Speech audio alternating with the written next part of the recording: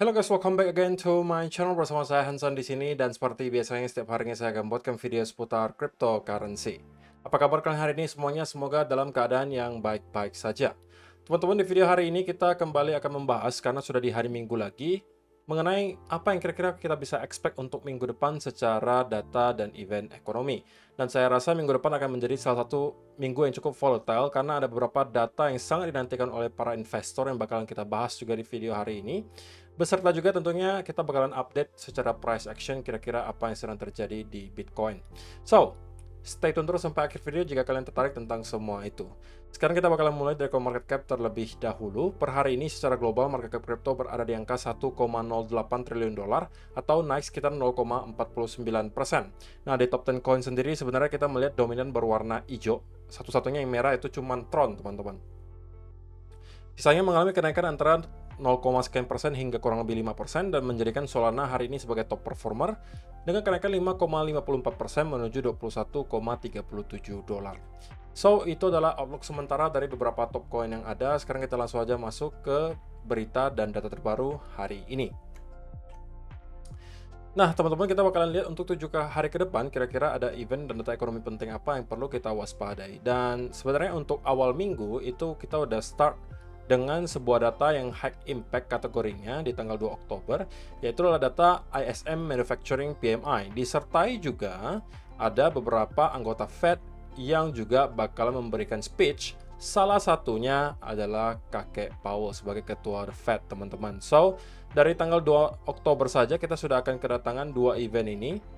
Start dari pukul 21.00 itu data ISM Manufacturing PMI, diikuti pukul 22.00 waktu Indonesia Barat, Fed Chair Powell speech dan juga Fed Harker speech. Tidak sampai di situ, juga ada beberapa anggota Fed lainnya yang juga akan melakukan speech di dini hari tanggal 3 Oktober. So, di tanggal 2 Oktober kita kemungkinan sudah akan melihat market start untuk bergerak, terutama apabila ada beberapa statement menarik atau yang surprising yang disampaikan oleh kakek Powell. Nah, untuk pertengahan minggu, kita juga mendapatkan ada data yang tergolong high impact. Di tanggal 4 Oktober itu ada ISM Service PMI. Tapi yang menjadi highlight utama menurut saya itu baru ada nanti di hari Jumat, teman-teman. Di mana kita akan kedatangan data unemployment rate dan juga non-farm payrolls atau tingkat pengangguran dari Amerika Serikat. Nah, untuk ekspektasinya teman-teman, kita melihat forecastnya sekarang mengalami penurunan dari angka 3,8% menjadi 3,7%.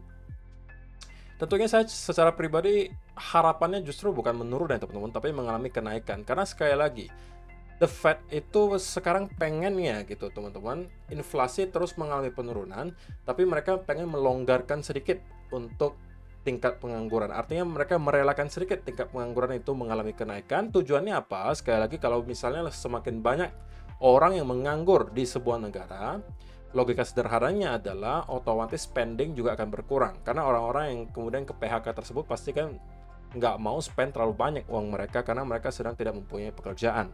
So, dengan adanya demand yang menurun, itu juga sedikit banyak akan membantu inflasi yang ikutan tertekan. So, itu ada beberapa yang menurut saya bisa membuat market kembali volatile. So, minggu depan kita melihat hampir satu minggu full kita kedatangan banyak sekali berbagai data dan event ekonomi yang penting. So, kalau misalnya teman-teman yang dari beberapa minggu terakhir mungkin stay in the sideline, terutama yang merupakan traders, mungkin minggu depan kemungkinan besar akan mendapatkan setup berikutnya, karena harusnya kita akan melihat volatility di market. Nah, jadi untuk hari ini kita cuma bakalan bahas ini teman-teman. Selain itu kita langsung akan masuk ke chart karena saya pengen membahas satu hal yang cukup penting, yaitu adalah di monthly chart. So, kita udah lama banget nggak bahas time frame besar di Bitcoin, teman-teman. Hari saya pengen melakukan updates gitu. Nah, yang kita lihat selama berbulan-bulan terakhir, teman-teman. Kenapa mungkin sebagian dari kalian merasa bahwa kita melihat Bitcoin itu gerakannya ya di situ-situ saja, membosankan banget. Ya nggak mengherankan teman-teman. Kenapa? Karena kalau kita perhatikan dari 5 bulan terakhir, ya kita cuma bermain di sebuah range. Kalau kita lihat di monthly, itu kita cuma mainnya di range 30.000 sampai ke sekitaran 25.000. Nah, pertanyaannya apakah kita asumsikan dulu teman-teman bahwa kita sudah menemukan bottom bear market kali ini ya. Saya pribadi juga untuk sekarang cenderung berada di kubu tersebut yang merasa bahwa kita sudah ketemu dengan bottom bear market dan sekarang berada di awal fase sebuah bull market. Oke, walaupun tidak ada garansi bahwa itu benar, tapi untuk sementara asumsi saya seperti itu. Oke, kita samakan persepsi dulu. Nah, kalau misalnya kita memang sudah ketemu dengan bottom bear market, otomatis kan sekarang kita berada di awal fase sebuah bull market. Nah, pertanyaannya berikutnya yang muncul adalah, apakah kita akan mengalami konsolidasi sepanjang yang kita lihat di cycle sebelumnya? Oke, di mana kita mendapatkan ada rally pertama di sini, diikuti konsolidasi selama berbulan-bulan sebelum pada akhirnya kita mampu untuk kembali breakout dan membentuk all time high yang baru. Jika kita ukur di sini teman-teman, maka kita memerlukan waktu kurang lebih 16 bar monthly. Ingat, 16 bar monthly terkonsolidasi sebelum pada akhirnya kita breakout ke all time high yang baru. Itu artinya kita butuh waktu kurang lebih 1,5 tahun teman-teman. Walaupun nggak persis 1,5 tahun ya, 1 tahun 4 bulan. Kita konsolidasi sideways sampai pada akhirnya kita mampu breakout. Ini bisa menjadi salah satu senario yang kita lihat sekarang. Atau senario keduanya adalah kita melihat yang kita lalui di tahun 2015, di mana kita terkonsolidasi selama berapa lama di sini? 1, 2, 3, 4, 5. 5 bulan. Baru bulan ke-6 kita start untuk breaking out dan approaching ke all time high yang baru. Nah, jadi ada dua skenario nih teman-teman. Kalau misalnya ternyata memang kita sudah akan ketemu dengan bottom bear market, maka kedua skenario ini salah satunya pasti akan terjadi.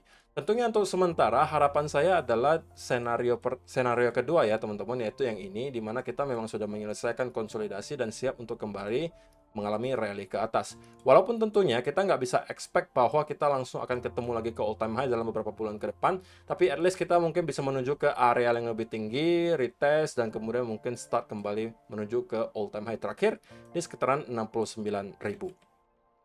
Jadi untuk sementara teman-teman, kita sudah 1, 2, 3, 4, 5, 6 bulan.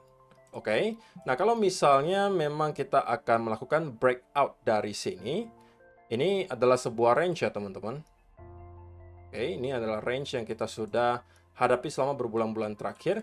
Kalau ternyata nanti candle monthly itu mampu untuk breakout dan close di atas area ini, maka itu bisa menjadi pertanda yang sangat baik, dan menurut saya itu akan menjadi sebuah awal di mana Bitcoin akan push ke area yang lebih tinggi berikutnya. Kemungkinan next target sudah ada sekitar 40 atau 50.000 dolar.